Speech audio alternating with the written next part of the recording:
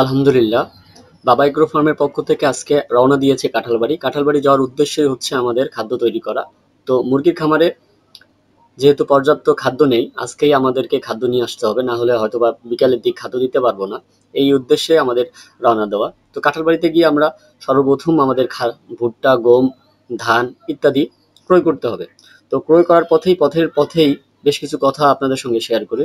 যেহেতু আমাদের দেশি মুরগির ফার্ম, তো দেশি মুরগির ফার্মে আমরা বাইরে সুন্দর একটা স্পেস করে সেরে দিয়ে পালতেছি এখন।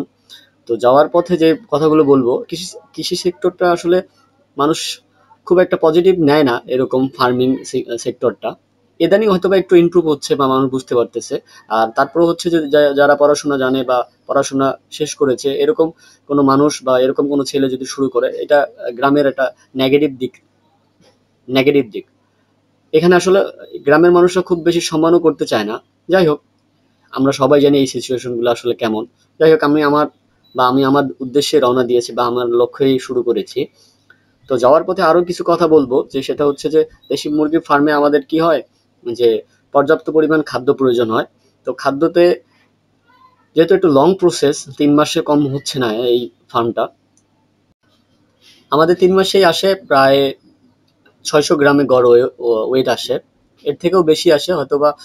আমরা যে 2টা শেড করেছি তার মধ্যে শীতের শেডটাই, শীতে হয়তো মুরগি বাড়ন্ত কম থাকে, আমরা খুব একটা বেটার রেজাল্ট পাই নাই বা বেটার আউটপুট পাই নাই।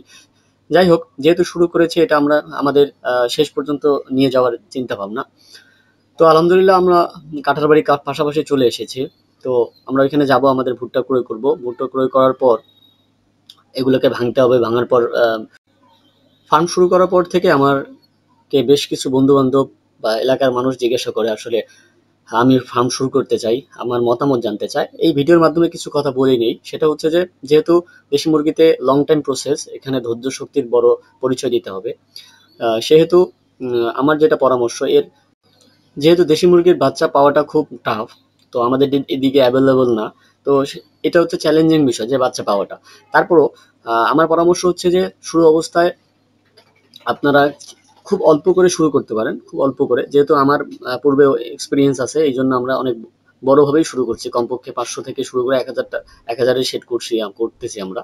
যাই হোক, আমার যেহেতু অভিজ্ঞতা আছে, এটাকে আমি কাজে লাগিয়েছি বা লাগাচ্ছি। যাই হোক, আপনাদের পরামর্শ হচ্ছে খুব অল্প করেই শুরু করা। যাই হোক, আমরা এই যে ভুট্টা ক্রয় করলাম, ভুট্টা করে এই বস্তাতেও নিয়ে যাচ্ছে।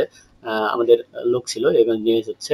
যাই হোক, আমাদের ট্রেডিং খরচটা যেহেতু বেশি, সেহেতু আমাদের একটা অটো নিয়ে যেহেতু কাঁঠালবাড়ি আমাদের বাসা থেকে খানিকটা পথ, তো আমাদের আহ, যাতায়াত খরচটা বেশি পড়ে।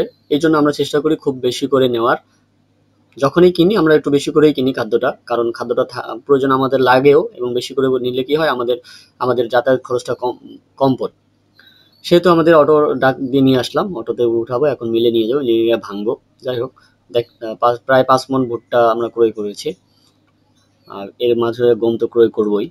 হয়তোবা সবকিছু ভিডিওতে প্রকাশ করা সম্ভব না, কারণ আমাদের ক্যামেরাম্যান যেটা বা ক্যামেরা যে ধরতেছে খুব এক্সপিরিয়েন্স না। আস্তে আস্তে আমরা চমৎকারভাবে হয়তো ভালো কিছু দিতে পারবো, কিন্তু শুরু অবস্থায় খুব ভালো বা খুব বেশি কিছু দিতে পারবো না। যাই হোক, এরকম করে বস্তা তুলতেছি, নিয়ে যাব, এখন এই অটোতে উঠাচ্ছি।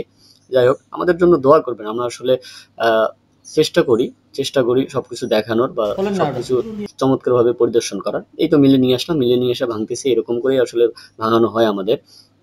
তো এখানে গম, ভুট্টা আছে। এই যে দেখেন কত চমৎকার ভাবে ক্ষুদ্র আকারে একটু কিছু পাউডার হয়, এই পাউডার গুলো আবার খায়। এই যে দেখেন চমৎকার। যাক, এখানে আমরা বাসায় গিয়ে আবার মিক্স করবো। যাই হোক, আমরা কাজ শেষ করবো, আমরা রওনা দিয়ে এলাম, আমাদের বাসায় ফিরবো, খাদ্য নিব। বাকিটা আমাদের জন্য দোয়া করবেন।